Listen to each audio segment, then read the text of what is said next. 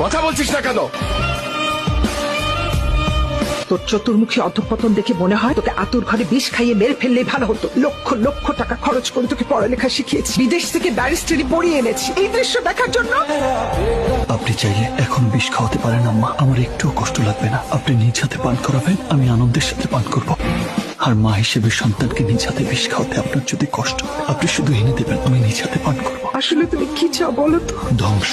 মানুষ তো রং বেরঙের স্বপ্ন দেখে, এটা হবে ওটা হবে, আর আমি স্বপ্ন দেখে তিল তিল করে নিজেকে নিঃশেষ করতে করতে চূড়ান্ত ভাবে নিজেকে ধ্বংস করে দেব। কিন্তু আমি তো তোমার কথাবার্তায় কোনো ধ্বংসের নমুনা দেখতে পাচ্ছি না। দেখতে পাচ্ছি অনেক বড় কষ্টের ছায়া। কিসের এত কষ্ট তোমার বাবা? তোমার জীবনে তো আমরা কোনো কষ্ট রাখিনি, বরং অনেক যত্ন করে তোমাকে বড় করেছি।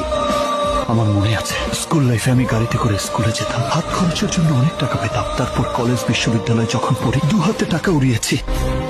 আম্মা, আপনি কি বলতে পারবেন প্রতি মাসে এই সংসারের খরচ কত?